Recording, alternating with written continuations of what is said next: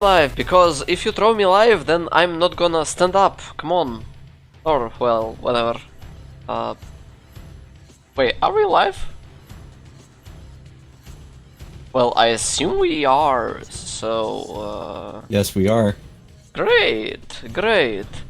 Hello, ESA. My name is Mecha. I run some cool games, and I know a couple of things about this particular game, the one you're about to witness. This game, in general, the series are very hard to explain because the lore of this game is actually pretty hard. Okay, because there is time traveling, there is vampires, there is a curse, and there is also a good story that can be explained by, let's say, by checking the new game start. So, pretty much, I'm gonna show you something cool. I'm actually gonna show you something cool. Just believe me, trust me. If you've never played this game or never saw this run before, you're about to do something cool. So, guys, are you ready? Well, I think you are ready. So, you can start the timer when this cutscene ends. The one here. Given the choice, whether to rule a corrupt and failing empire, or to challenge the fates for another throw, a better throw against one's destiny, what was a king to do?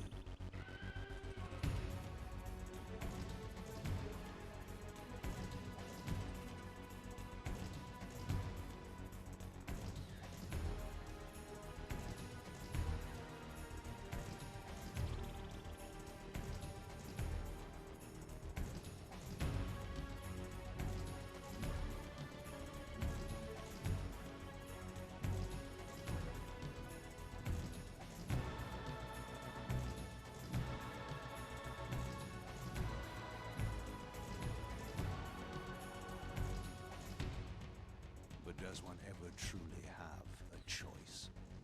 One can only match, move by move, The machinations of fate, and thus defy the tyrannous stars. This is fine, because the cutscene is a little bit low, for whatever reason. And so, when we'll start to run, there is a lot of things I'll try to explain, so I think everyone's ready. Me ready? You ready? 3, 2, 1, let's go. So, from the very start of the game, we're gonna be doing a very complicated amount of skips. Most of them related are on skipping a very large chapters on the game. Because this game has plenty of triggers that you have to hit in order to progress through the game, through the run. So, what we're gonna do now is something cool. So you see this wall? No walls in this game exist! Wow! So basically, we've just skipped like an hour of the gameplay. Great. Here is the wall. You're not supposed to actually climb it, but if you do a very complicated amount of inputs, you'll be able to actually skip this entire section. So basically, we've just skipped 2 hours of the game. Champ. So, fighting sections. Fighting sections in this game are straightforward, pretty much in this category, because what we're gonna do now is something that's called animation cancelling. So, we have a sword called Soul Reaver, and, well, we have telekinesis powers. So, telekinesis and the sword that we possess is... Wait, I'm doing something wrong. So, yeah, the sword we possess and the telekinesis, if combined together, can be chained. So, basically what we've done now is we skipped a lot of hours into a gameplay of this game, and, well, we actually changed the character. I'm just gonna do it casual way, sorry. So, there is 2 playable characters in this game, one's being Kain, and the second one we're playing right now is Raziel, doesn't matter. So, Razil is a dude, the vampire that actually has some wings, and Kain is the actually bad guy who turned out to be the good guy at the very end. But because he's manipulative enough, Raziel actually thinks he's a bad guy in the end. But Raziel is being manipulated by some tentacle dude that we're gonna kill in a bunch of seconds. So, whoops, spoilers! So, to explain what's actually happening right now in the game, we are dead. So we're playing as a dead person, more like in a spectral world. We are located not in a physical world. And to get through this section in general, to become alive, to become physical, we have to get out of this place first. So what's the best way to actually get out of the box, because most of the levels are actually boxes? Well, first thing is that you... nay. So, the first thing okay, look. How do you actually get out of the box? Think outside of it. So we're gonna do something called Slock Skip. It's probably the the hardest skip in the entire round, because it's actually very inconsistent. You have to release this jump very late, and well, here we are, Slock Skip.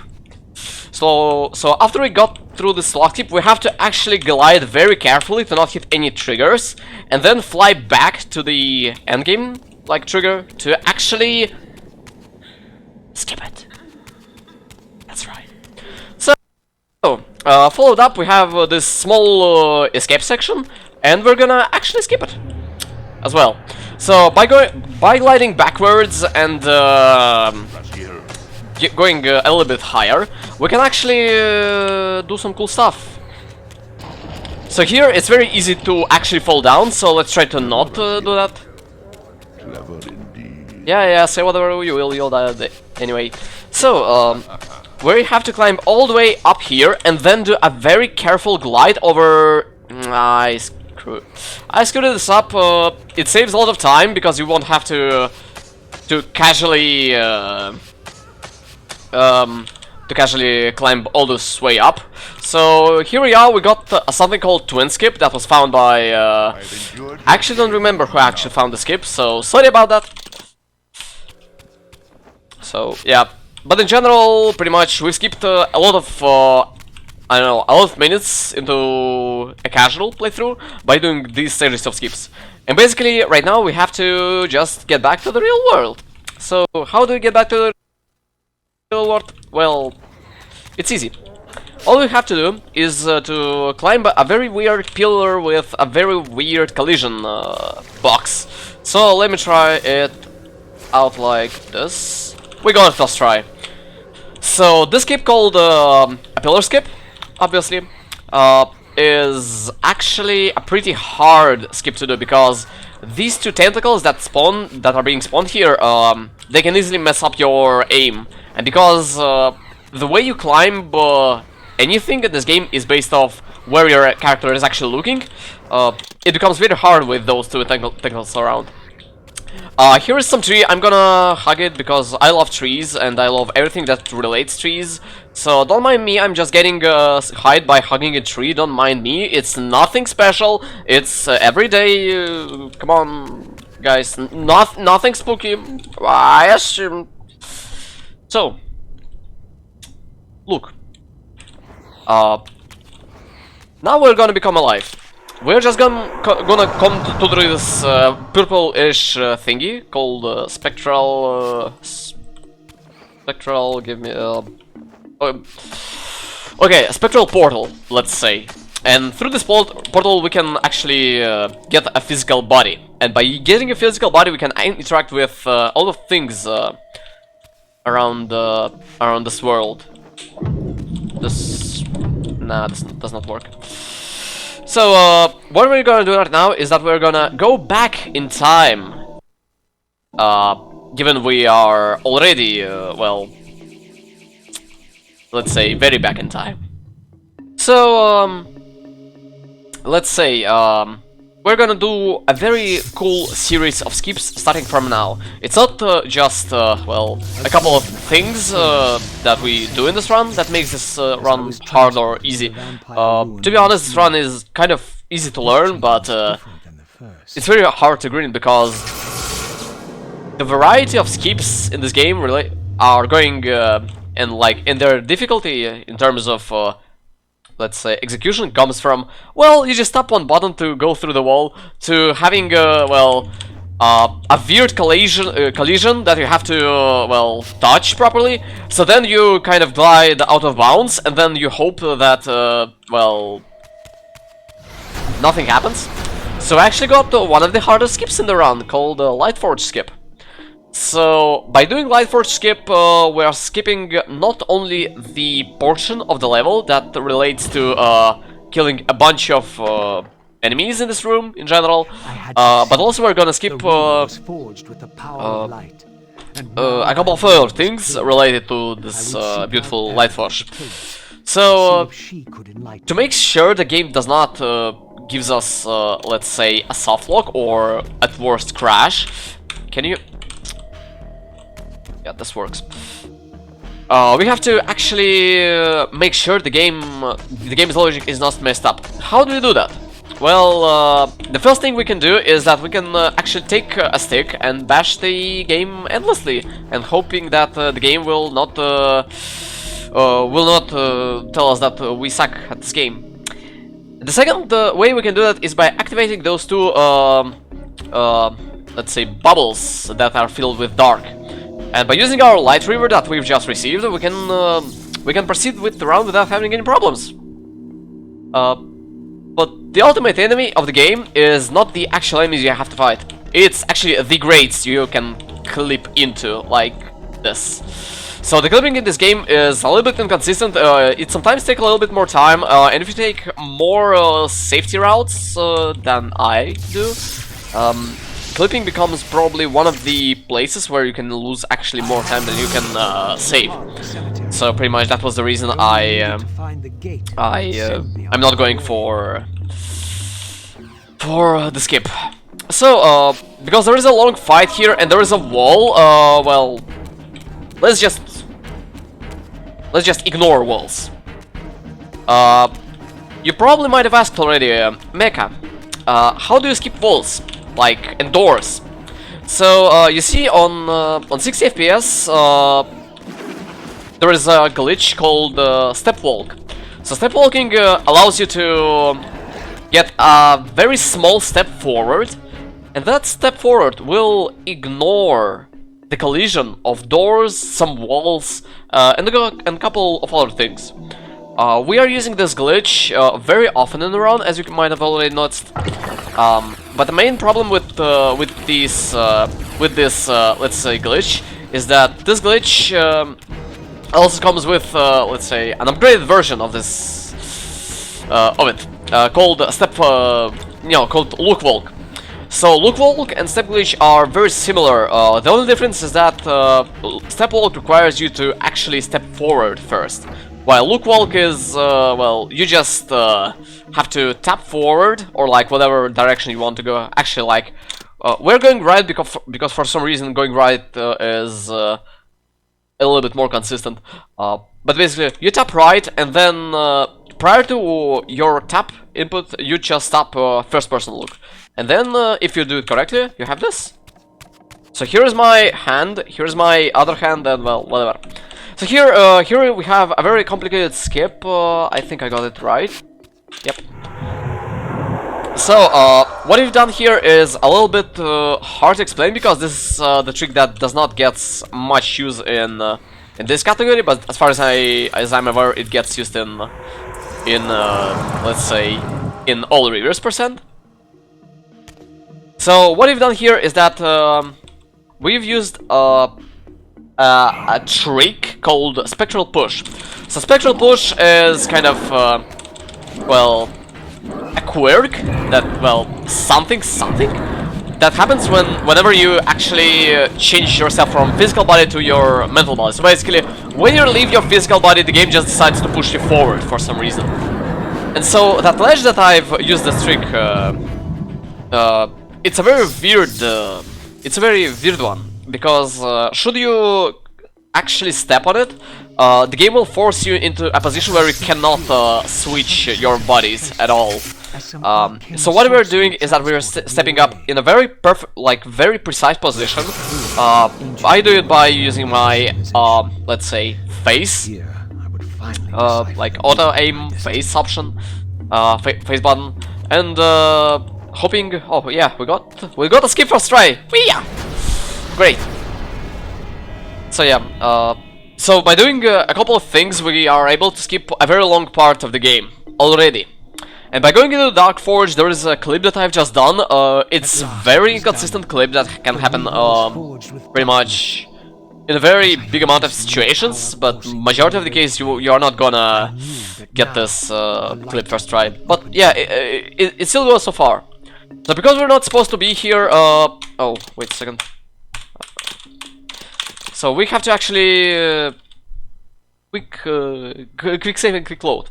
By doing quick save and quick load, we can actually go back to this start, but this time with Dark River equipped on with us. And basically we're not supposed to open this door at all, but who needs these doors anyways? Who created walls? Who created doors? Who needs them? So, what we've done now, story-wise, is that we grabbed 2 swords, basically 2 upgrades that we can switch from, like, any time. And each of those upgrades have their speciality, basically. So the original sword that we have, like Spectral River, gives us a little bit more damage in general. Light River can blind enemies. Dark River, I don't remember exactly what it does because, well, because I didn't really play this game casually for a very long time. Well, in general. But what you have to know is that we skipped like,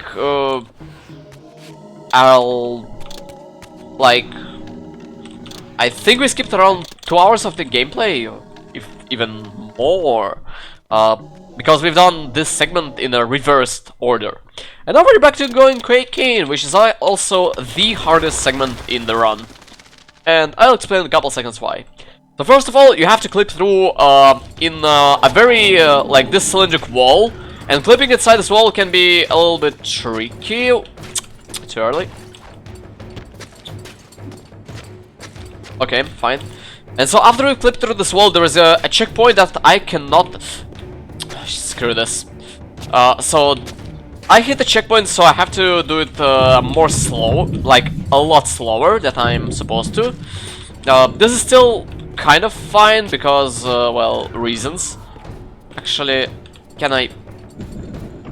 Yeah, this should be fine. So, if I wouldn't hit the checkpoint, I would have done a Death Warp in the previous zone, but because I hit the checkpoint, I have to actually, well, finish this segment somewhat casually. And after that, there is a very difficult section of the game, and let's hope I won't screw anything up. So, using here a little bit more faster jumps, because we're casting the jumps with our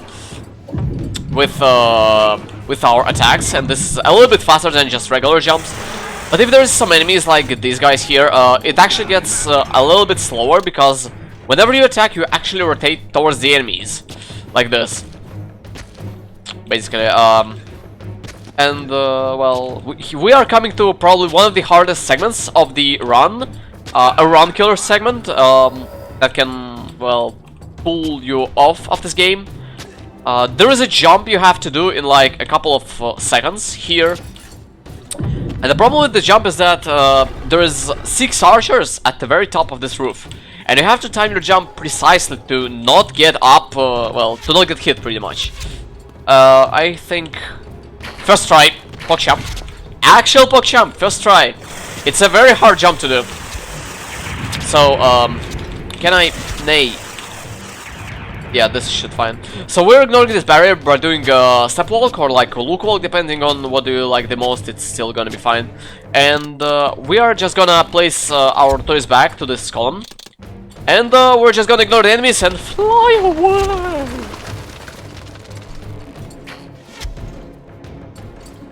Pretty much, we are back on playing Raziel. And Raziel, well, secretly Raziel likes some Michael Jackson's, you know, tracks and songs. Because back when the series were somewhat popular, I think it was the same era MJ was somewhat popular. I don't know. I don't know. I'm not proficient at music. I don't listen to MJ. Sorry. So first of all, let's just clip inside this pillar. Great. First try already. Nice. It's actually a very good run so far. So and now I'm gonna show you something really interesting about this game. So, you know, when I've said that physical body pretty much does not exist in the game, and like you can switch between the bodies, so, and like walls are non-existent, I never said that gravity is non-existent at this game as well. So let's just hug this tree. I'm just hugging this tree and I'm getting height, just imagine. So how are we doing it, you might ask me. So, if you hold a very specific amount of, like, buttons on your keyboard, you can actually walk like this in a thin air without having any problems. The combination is holding your auto-aim and your soul-sucking ability, which we're gonna completely ignore in this round because we don't have well, let's say we're just not gonna use it too much in the run. But and the most interesting thing is that my mind is fuzzy. Damn, wait a second. We have a time for no, a couple of donations. Yeah, that's a good thing. Come on, we have some donations, I think. Alright, we have $10 from UZSkull118 saying, "Hey Mecha, good to see you at ESA running speeds. Good luck with the run. Big love from the Risk of Rain speedrunning community, less than 3. I would also like to take the time real quick to remind everyone that there's still a bid war going on for the dub of the next game, which is Final Fantasy XIII. Currently Japanese is leading with $100, so if you want to hear the English dub, you should donate towards this. So, basically we're at the very end of the game. Congratulaciones, por favor. We're just gonna skip this seemingly impossible to cross wall to actually unlock. Oh, am I actually doing this? It was close. So, what we've done here is just we skipped a very big part of the game, and we're at the very end of the game right now. So, for those of you who are unacquainted with the actual story of the game, is that, well, Kain, the person we are playing right now, actually killed Raziel, because Raziel was too edgy for him. So, Raziel exists like in the physical world and the real world. So, because the story is so complicated and we skipped the entirety of it and there is no way we can actually recover from that, can we actually watch, well, one cutscene with, let's say, a very little quirk, you know? A very little quirk. So technically there should be nothing, but there is a wall. Let me guess. What's gonna Kain do? Let's jump into the wall and clip inside. Inconvenient consequence. They will be dealt with in time. It is a small price to pay for Kain's death. You're a bit premature. Kain! Is there a crack in your omniscience after all, Mobius? First, your omniscience, and now your powers. You're slipping badly. This is not possible. The part of me that staff affected is no longer in its place. But you already knew that, didn't you? I always was considered heartless. And now, Mobius, it is time to kill me. Again. Your only solution for every problem. Kill. This is not a debate. You see, this time, you have nothing that I want. So yeah, screw this guy in particular, and here's the final boss. So because this game is a little bit confused, we don't even have a floor. After we restart the game, we have all upgrades on our sword. So this is the final boss called the Elder God. And the Elder God is, well, a very difficult boss that you have to kill in the 2 cycles, otherwise you lose your kneecaps.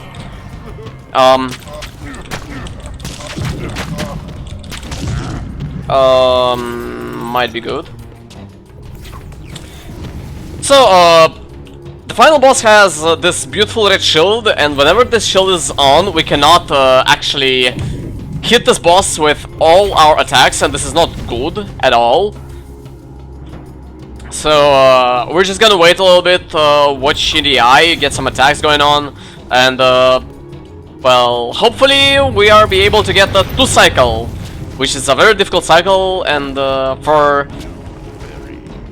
a known reason, the person who actually found this cycle was, like, the consistent way to actually kill this boss, like, consistently, was me, and, in before I mess up this cycle, like, right now, and I'm gonna be really sad. So how about I save the game right now, just in case if I'll screw up this 2nd cycle, I'm not gonna finish the run, I'm gonna reset, and until we got this 2 cycle, we're gonna grind this boss until it dies!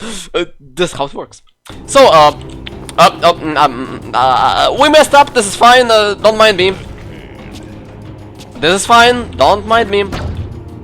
Yep, this...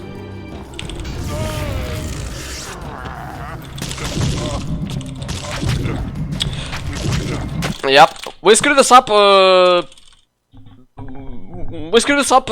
mind, nobody saw that. If you saw this, you have to understand that this is also actually fine. You know, like, we're doing a live practice, a live tutorial video straight up on ESA online summer. Stay safe, stay cool, stay baldeosh. Okay. Yeah, this is much better.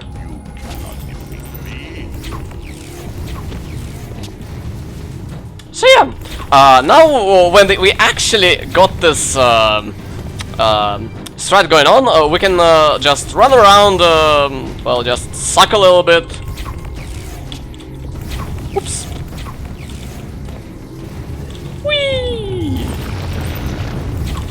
So, we just have to wait for one more attack pattern, and then I'm gonna destroy this boss. And then the run's over, pretty much. So, get ready for the timer. Time.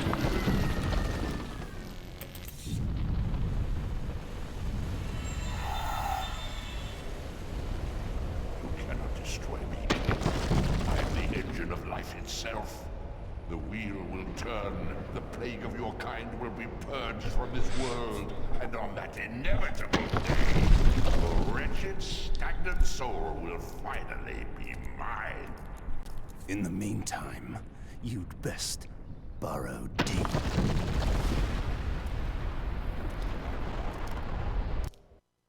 So, this was Legacy of Kain Defiance speedrun. It's a very cool run to learn. This is a very good run to practice. This is a very good run to actually do some cool stuff. And you should actually learn the speedrun. Learn this speedrun, or I'm gonna I can treat you because, well, Baldeosh does not work through a long distances. Long distances is what matters. So yeah, keep your Baldeosh going on, and I would actually recommend all of you to play this game completely, like from the very start until the very end, casually, because this game has a very, like, very deep story, and it has a very good talents and very cool stuff. Rick J, as far as I remember.